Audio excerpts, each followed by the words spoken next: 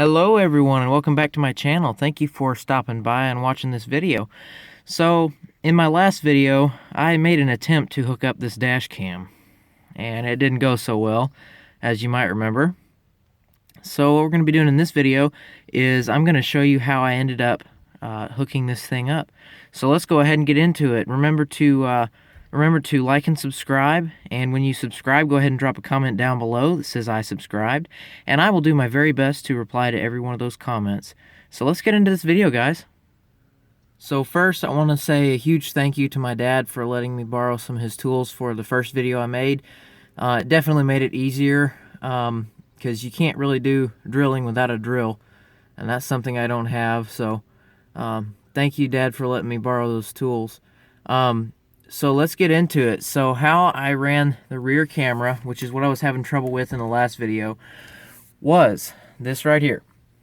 So this wire right here is the one that you run for the reverse camera. So the way I have that one run is I went back there behind the rear view and up into the liner right here, and I came all the way across. But what I did different from last time I had it run down the A post and that was not working.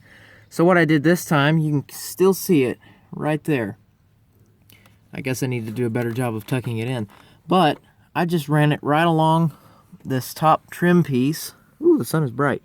And it's kind of tacky the way I have it set up right now, but it's just going out that window. And I will go outside and show you guys what that looks like. So it's basically just in this trim, and it's just hanging loose here. It's kind of tacky for now. I'll fix it later. But that's the way I could get it to reach the best. So let me hop outside and show you what it looks like outside. So here's what it looks like outside. It just comes out the window right here. I did put some electrical tape around it so it wouldn't pinch that wire too bad. I put quite a bit of electrical tape, I might add. And I ran it right through here. I don't know how well you can see into there right now, but let me show you the other side of it. So here's what I did. I had to run it through that hole right there, and then I was able to run it through that loop right there that holds wood. I guess you can put a piece of wood in there if you want. But then I basically just ran it along the inside of the bed all the way back there. Let me turn you back around. Go back out the right way. So I ran it. Ooh, it's blurry. I ran it all the way back here. And then when I got back here to the tail light like I wanted, I just dropped it right down in there and went straight down to the tail light. Now I've already got the screws pulled out of my tail light, so I'll go ahead and pull that off and show you guys what I did with that. This particular model is kind of hard to get off, but once you learn the trick, you can't really unlearn it. So, alright, so go ahead and set that down. So, here is your red wire right here that I was telling you about. And inside of here, I wrapped this all in electrical tape so it would keep a good seal on my connection. But inside here, what you can't see is where I tapped into this green wire right here. That is for your reverse light. So I tapped into that, and then my red wire just goes down into there. So that was pretty simple. I took that butt splice that I showed you guys in the last video and just connected the two together. And I couldn't heat shrink the ends because it was windy. So I just took a piece of electrical tape and wrapped all around it. So I did that individually, and then I strapped it to this wire loom here with more electrical tape. So let me get this tail light back on, and I'll lift the tailgate up and show you guys where I actually mounted the reverse cam. Alright guys, so as of right now, you can't really see it. It's kind of camouflaged right now, but I'll walk you closer to it. There it is, right there.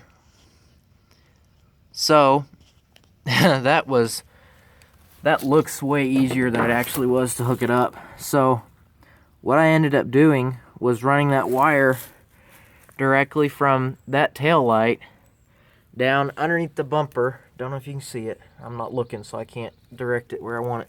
But I ran it up underneath there, and then it just comes out the back right there, and then goes up into the tail light.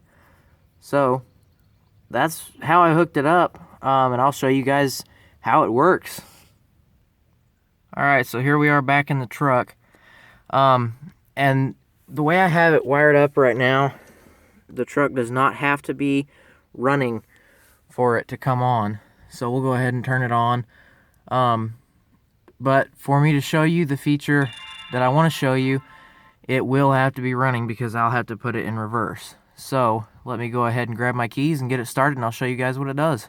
Alright guys, so I got the truck running, and right now you can see my neighbor's driveway over the hood right there, and then up in the top left corner is the reverse cam. So let me go ahead and shift it into reverse and watch what it does, you guys. This is why I shifted it into, wait, hold on. So I shifted it into reverse. Whoops, hold on, something's not right. There it is. So this is why I hooked it into the reverse light, because that's what it does right there. That's your reverse cam. How cool is that? So then when you shift it back into park, it goes back to normal.